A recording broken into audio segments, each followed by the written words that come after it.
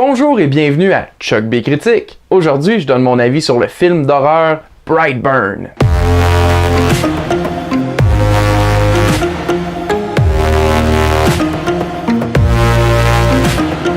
C'est produit par James Gunn, connu notamment pour avoir réalisé Les Gardiens de la Galaxie volume 1 et 2, mais aussi deux comédies noires que j'adore, c'est-à-dire Incision et Super. C'est écrit par un de ses frères, Brian, ainsi que leur cousin Mark, qui ont aussi précédemment scénarisé ensemble Le Deuxième Voyage, l'île mystérieuse, un de mes plaisirs coupables. C'est réalisé par David Yarovesky, un des collaborateurs de James Gunn, qui a aussi un autre film d'horreur sous sa cravate, The Hive, sorti en 2014. Ça met en vedette Elizabeth Banks, qui est excellente une fois de plus, David Denman, qu'on a vu dans 13 heures, ainsi que Logan Lucky, ainsi que Jackson A. Dunn, qu'on a brièvement aperçu en tant que jeune Scott Lang dans Endgame. Ça raconte l'histoire d'un couple qui adopte un bébé tombé du ciel dans un vaisseau spatial et qui commence à suspecter des pouvoirs spéciaux à l'entrée de l'adolescence de leur fils. Si ça vous fait penser aux origines d'un certain super-héros,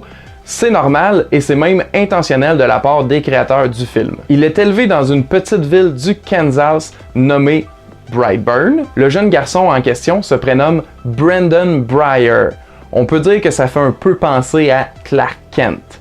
Et on le voit même porter sa douillette de lit rouge en tant que cape. Cependant, dans cette version, on voit une route alternative que ce personnage célèbre aurait pu prendre.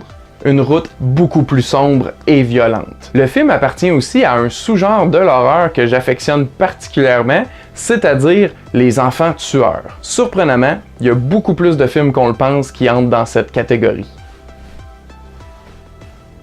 J'ai vraiment eu beaucoup de plaisir avec ce film-là, en particulier avec les scènes d'horreur qui sont vraiment efficaces et gore à souhait.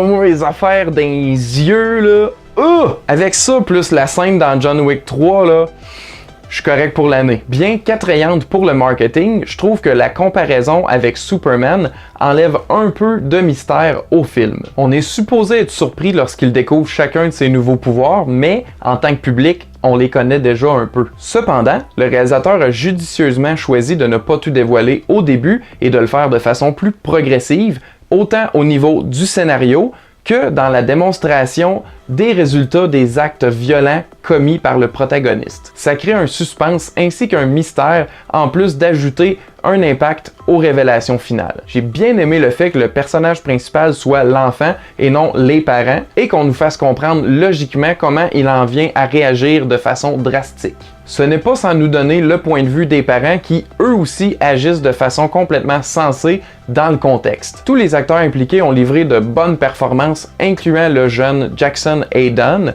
mais je dois vraiment lever mon chapeau à Elizabeth Banks, qui est vraiment épatante dans son rôle d'une mère aimante et torturée par la décision qu'elle doit prendre. Pour vous donner une idée à quoi vous attendre sans rien gâcher, on peut dire que ça ressemble à un mélange du film Chronique ainsi que Le Bon Fils. Ah oui, j'allais oublier, à la fin, il y a le caméo d'un ami de James Gunn, dont je vais taire le nom, et qui laisse présager la venue d'un nouvel univers rempli de super-héros tueurs.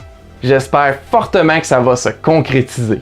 Le potentiel est vraiment intéressant. Donc, au final, c'est un très bon film que je recommande aux amateurs d'horreur. Donc, ma note pour le film Brightburn est de 4 gars qui connaissent rien sur 5. 4 sur 5.